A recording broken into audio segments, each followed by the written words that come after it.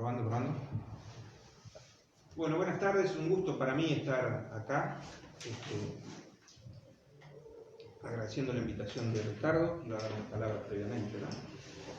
Lo que pasa es que soy muy ansioso. Está bien.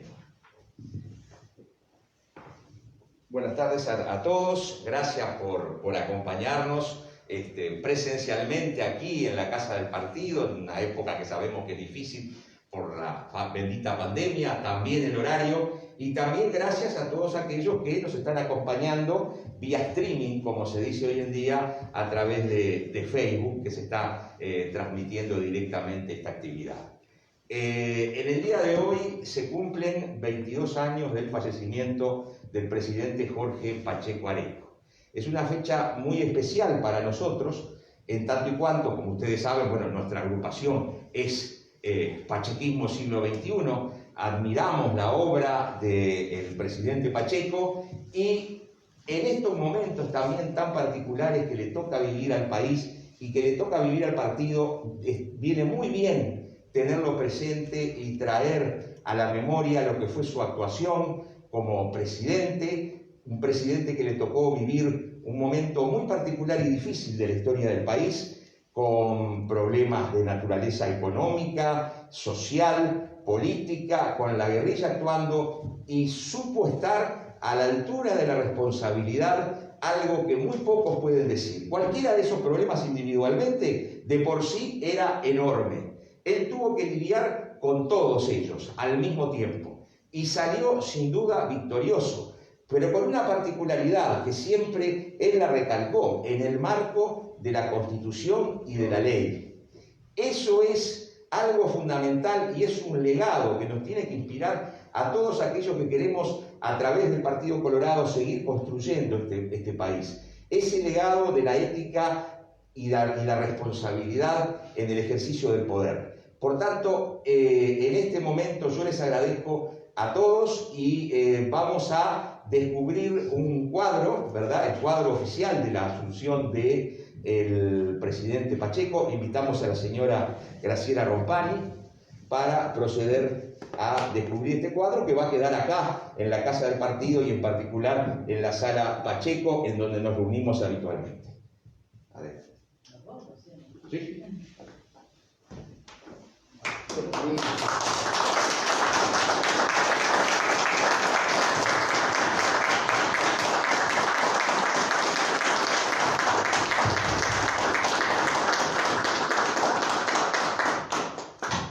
Bueno, muchas gracias a todos, muchas gracias señora Rompani. Y ahora sí vamos a empezar con la disertación del profesor Miguel Lagrota, que es alguien muy conocido dentro del partido, profesor de historia, pero que además es un baluarte y siempre es para nosotros una fuente de conocimiento, de sabiduría, y nadie mejor que él entonces para hablar sobre la responsabilidad en el poder. Creo que es el título de la disertación, que nos va a permitir conocer un poco mejor la figura del más grande presidente de los últimos 50 años del Uruguay. Muchas gracias, profesor.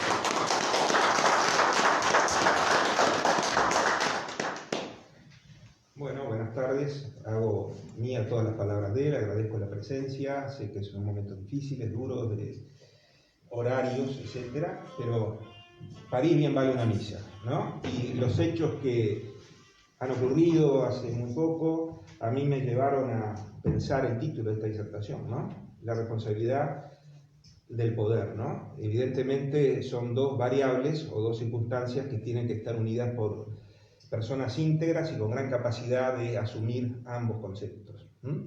Y el Partido Colorado siempre tuvo esos individuos, y una de las figuras más representativas manejando esas dos variables fue don Jorge Pacheco Areco, ¿no? Responsabilidad de ejercer la jefatura del país en un momento muy duro, responsabilidad para ejercer el poder ateniéndose siempre a la Constitución, más allá de todo lo que por ahí se diga, de exageraciones o cosas por el estilo. Fue un gobierno que manejó todos sus actos bajo el principio de la ley, respetando la Constitución.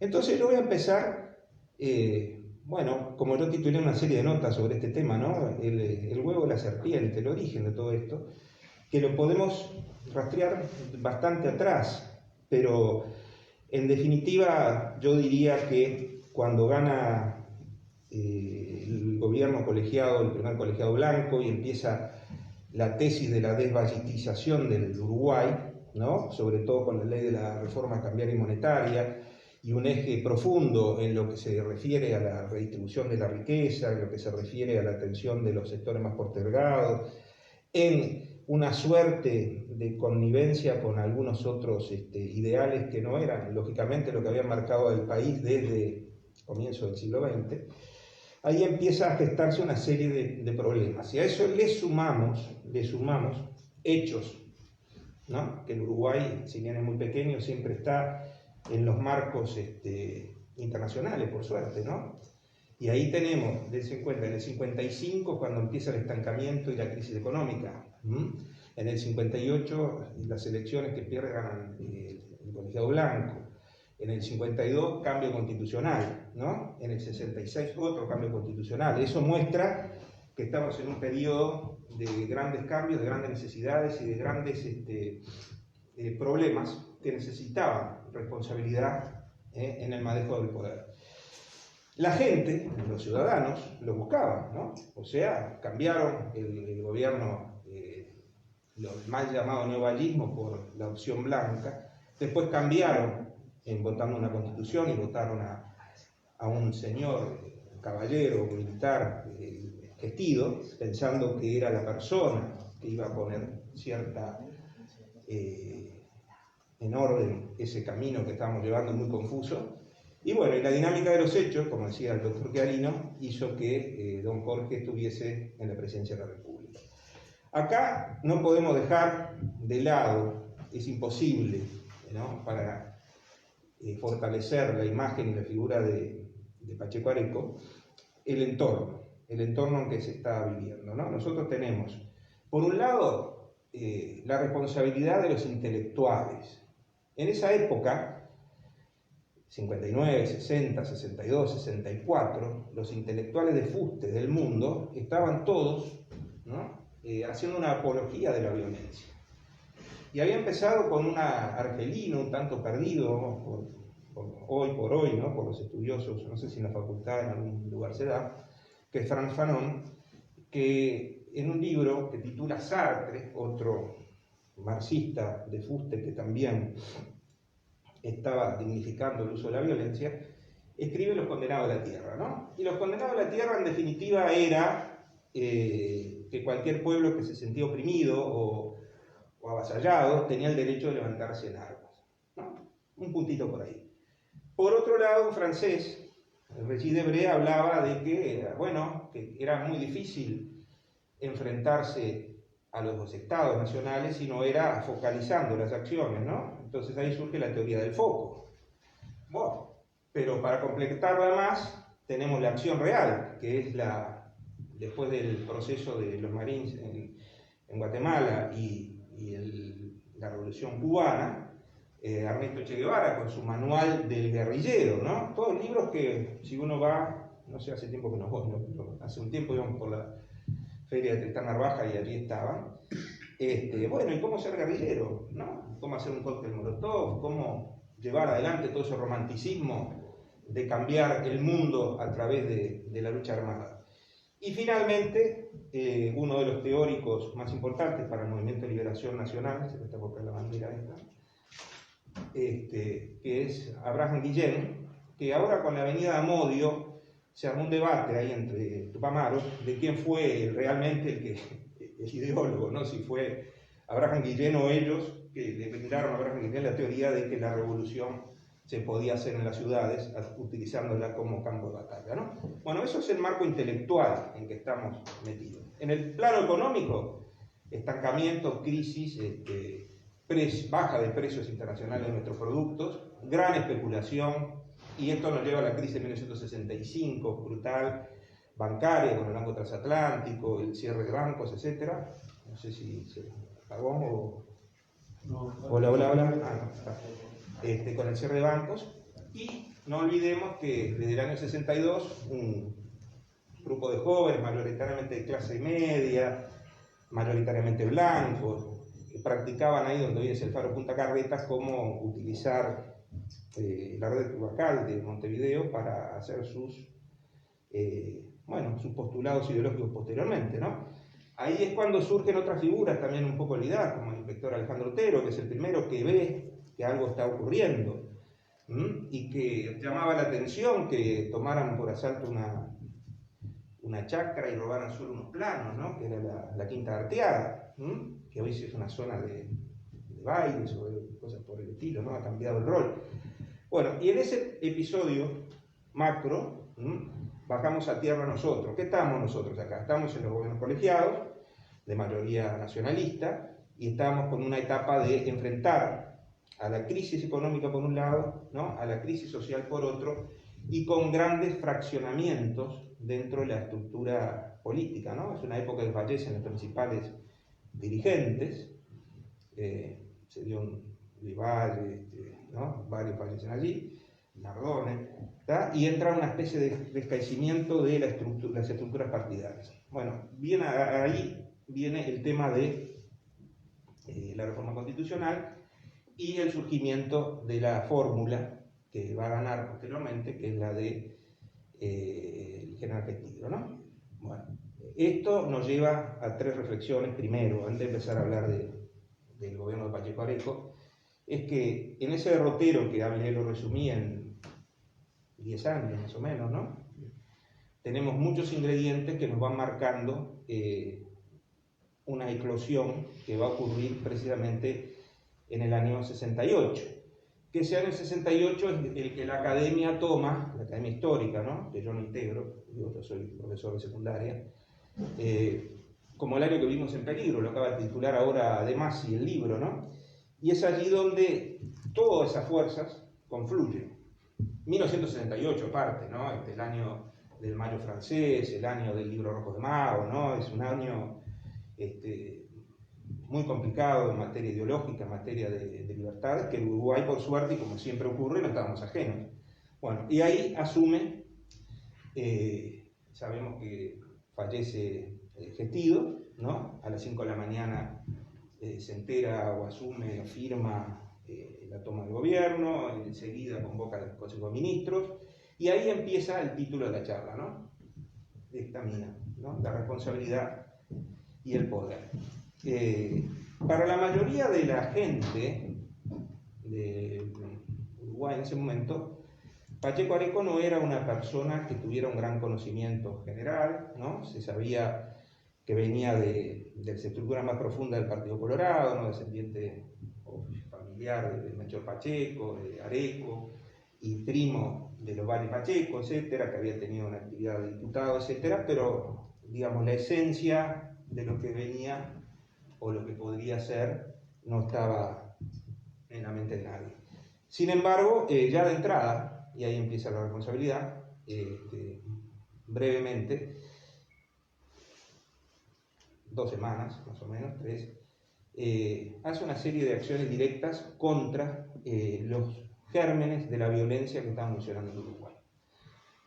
Nosotros sabemos, claro, es muy difícil hablar de esto si no hacemos todo el entorno general, ¿no? Pero habíamos tenido en Cuba, hace muy poquito, en esta época, la reunión de la Tricontinental, ¿no? Y la conferencia de la Organización Latinoamericana de Solidaridad, en la cual se había establecido, ni más ni menos, y se había escrito, y se había firmado, ¿no? Por varios integrantes uruguayos, entre ellos estaba Gargano, no me acuerdo ahora en este momento, de que una de las opciones que tenían los pueblos latinoamericanos era la violencia. ¿Está? Bueno, y hubo varios periódicos acá, semanarios de izquierda, que no solo transcribieron esas actas, sino que hicieron una apología de la violencia. Y ahí empieza la responsabilidad del poder, ¿no? Bueno, la apología de la violencia no es aceptable, se clausuran estos semanarios. Y ahí empieza una espiral, ¿no? De acciones y reacciones en las cuales don Jorge va a ir generando su impronta, ¿no? Hasta de líder hasta hoy. En un momento en que los liderazgos no no son tan claros ahora, ¿no? Digo, ¿qué es un líder hoy? ¿Un tecnócrata? ¿Un hábil declarante? ¿Un simpático a la prensa? ¿El que sabe debatir? No, un líder es, si tiene esas cualidades, pero además que tenga la conciencia, la capacidad y la responsabilidad de ejercer el poder que le otorga la ley, ¿no? Y eso es el punto clave. Bueno, y ahí empieza toda la dinámica de don Jorge. Muy dura, ¿no? Por ejemplo, yo leí hace poquito en un libro sobre la biografía de Michelini, que una anécdota una de los familiares de Michelini sobre la primera acción de Pacheco Areco, diciendo que al principio como que no le había dado trascendencia y que se había ido de veraneo a Punta del Este, ¿no? Eso está en un libro, está citado, etc. Y miren, lo que sé yo de verdad de esto es que yo soy de Punta del Este, ¿no? Y de María, Pacheco Areco, mi padre, el industrial y otros más, eran una suerte, no digo de barra, pero gente que andaba, tenía contactos. Ahora, de juerga nada, de juerga se puso a trabajar muy duro. Y no solo en el área, porque claro, acá la imagen es la dureza, el ataque a determinadas políticas sociales o la persecución a los sindicatos. No, se hacen planes de vivienda, se hacen estructuras de control de precios, se hace una lucha frontal contra la inflación, que en ese momento era impresionante, ¿no? Yo le digo a mis alumnos de secundaria, ustedes acá nacieron en el mundo, en Uruguay sin inflación, ¿no? Digo, yo me crié en el Uruguay con inflación, que era uno de los dramas más grandes. Bueno, ahí surge el plan de congelar precios y salarios, ¿tá? Y el poder de las instituciones. Es la policía la que va a enfrentar a la guerrilla. La guerrilla empieza en una etapa muy romántica, ¿no? Lo que Caetano denominó la etapa Robin Hood, ¿no? Aquella que le robaba a los ricos para los pobres y mostraba algunos desaguisados de algunos negociados financieros, etcétera, que posteriormente se comprobaron que muchos no eran tan así, generando una cierta simpatía. Pero en este momento la cosa cambió, la cosa pasa a la lucha directa, ¿no? Y bueno, hay dos posibilidades cuando uno tiene que enfrentarse a la lucha, ¿no? Una, la que me decía mi profesor de boxeo, corre si sos más grande o enfrentarte. Y se enfrentó con todo, ¿no? Y ahí viene el otro tema, ya de ciencia política y no tanto de biografía específica del rol de Pacheco Areco. En Uruguay había pasado lentamente, casi sin darnos cuenta, ¿no? Con un aburguesamiento de las élites políticas primero, después con una pérdida de valores, ¿no? Democráticos, y finalmente llegamos a este momento en que estamos en la etapa de la violencia, ¿no? De la violencia. Entonces acá, más de las visiones semiplégicas que hay por allí, la violencia era la bomba a las empresas norteamericanas, era el atentado, los secuestros, ¿no? La presión sobre las instituciones extranjeras, embajadas y consulados para generar determinados beneficios, y la acción del Estado, ¿no? La acción del Estado que está encarnada en las más altas tradiciones del Partido Colorado, ¿no? Porque más que cualquier discusión que uno pueda tener, que las tiene, cuando estoy en la radio, en algún lado, hay dos personas que generan una polémica inmediata: Rivera y Pacheco Areco, ¿no? Uno habla de Rivera y los teléfonos explotan, y uno habla de Pacheco Areco y los teléfonos explotan también, ¿no? Y eso habla de dos cosas, que no pasaron por la historia en forma inadvertida, sino que ejercieron un rol preponderante. Entonces, su primer discurso de Pacheco Areco fue muy breve, no era muy exagerado en su desarrollo en los discursos, sino concreto.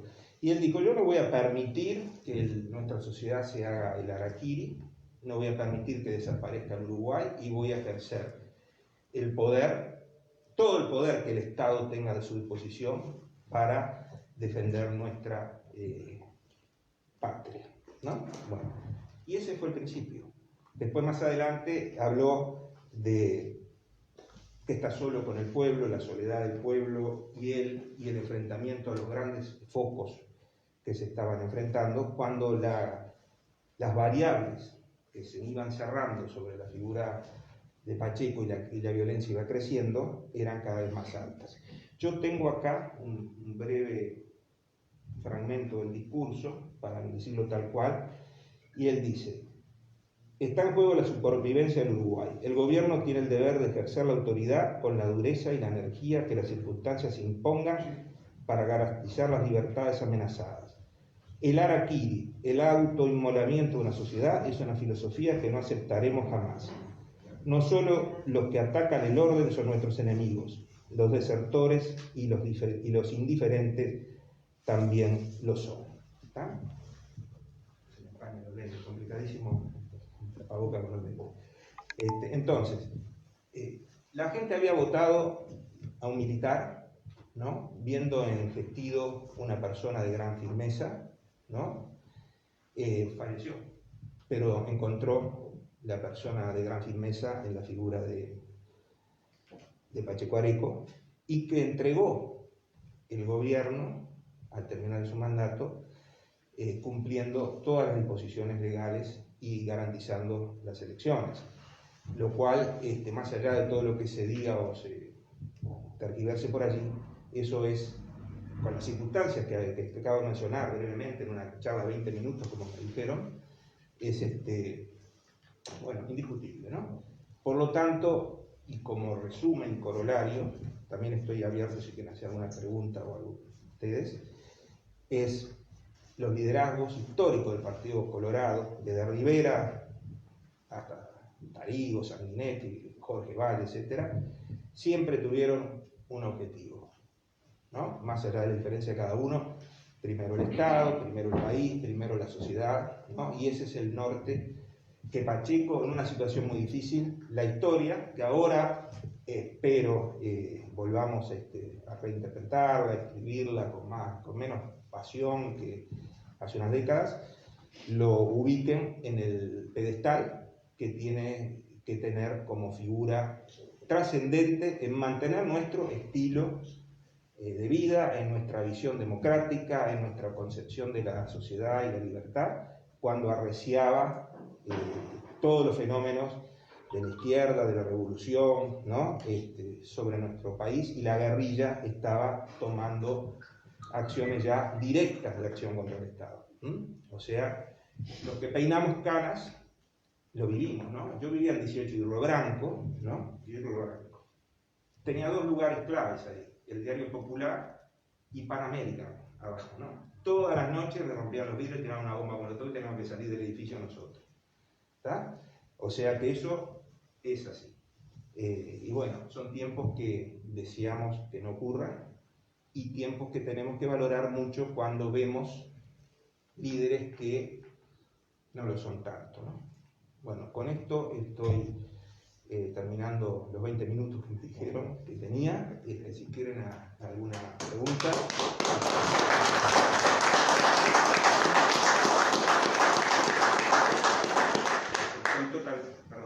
Si quieren alguna pregunta, alguna cosa, estoy totalmente...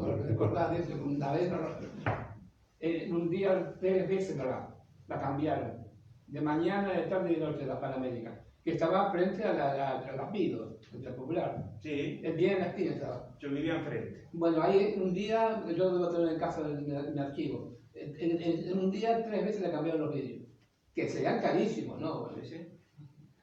Y bueno, y ahí además tenía el Liceo Rodó, el Liceo 34, y era el momento en que obreros y estudiantes unidos hacia adelante, y era todo ¿no? una rotura de vidrieras. Y cuando liberales se rompieron todo el 18 de julio, sí, cuando venían del cementerio. Es más, cuando la policía disolvió esa manifestación con gases lacrimógenos, etc., nosotros nos tuvimos que ir del edificio porque se había encajonado el gas del edificio, y a los 4 días seguíamos llorando. Eran épocas muy duras, ¿no? Yo era muy joven, ¿no? Yo en ese momento estaba en el liceo, justo estaba en Mercedes y a la vuelta, y viví directamente todo ese episodio. de violencia, ¿no? Y de incomprensión, de intolerancia. Y una figura que marcara un perfil, un orden, como era Pacheco en ese momento, era fundamental, ¿no? Yo me imagino, la historia es la que es, no puede ser otra cosa, ¿no? Pero otro tipo de personalidad en ese momento hubiese derivado en otra república oriental del Uruguay, ¿no? Miguel Devoto lo dijo mucho, que tenía la sangre de Melchor Pacheco y yo, que venía de atrás, lo dice Miguel Devoto. Y sí, por eso lo mencioné al pasar, o sea que más allá que se quiera por algunos sacarlo como si fuera un aerolito dentro del Partido Colorado, alejado de todas las tradiciones, ¿no? Él viene desde la cuna, ¿no? Y sobre todo con un perfil muy interesante de no hacer el aspaviento y ponerse los pergaminos, sino directamente... No, eso se sonreía, cuando decíamos decía que era pariente, sonreía, así, como que no le dan una relación importante. Bueno, voy a sacar estos minutos para agradecerles toda la presencia. Bueno, muchas gracias.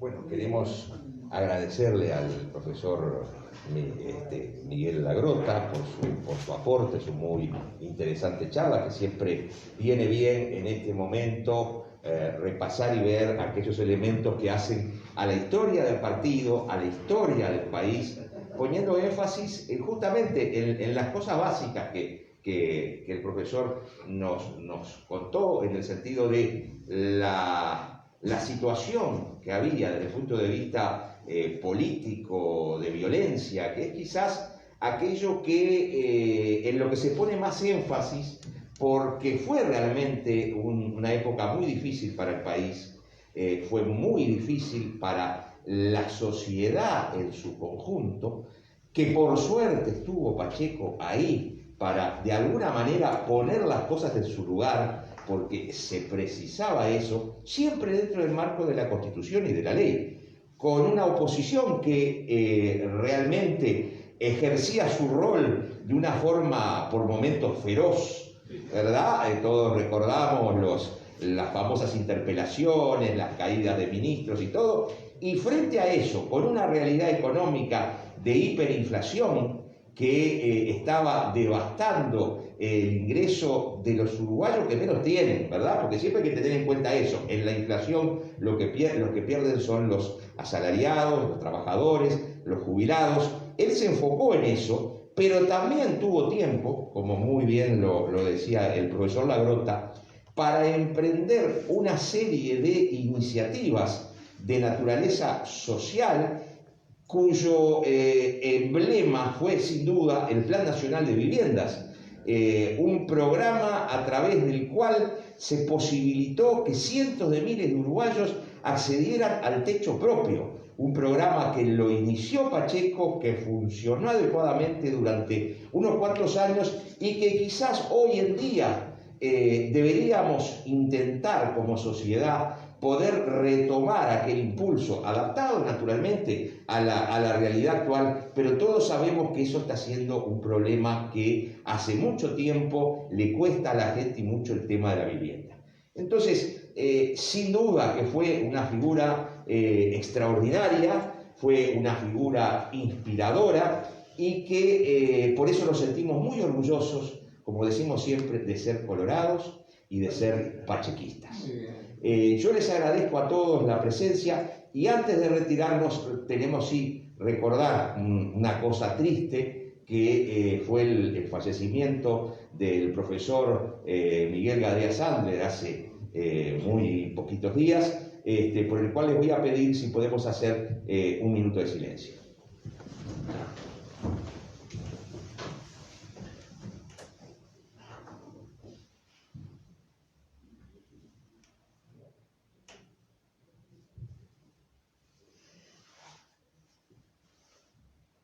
Bueno, muchas gracias a todos y la cosa pasa ahora por seguir trabajando, por seguir construyendo, porque tenemos un futuro que es bastante complicado, pero que nos va a ver a nosotros como colorados y como pachequistas en la primera línea tratando de aportar soluciones. Muchas gracias a todos. Buenas tardes.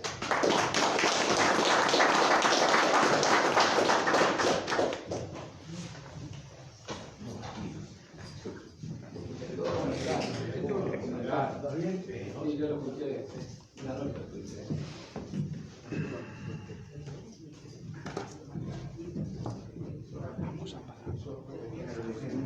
Sí, yo aviso. ¿Dónde se para esto?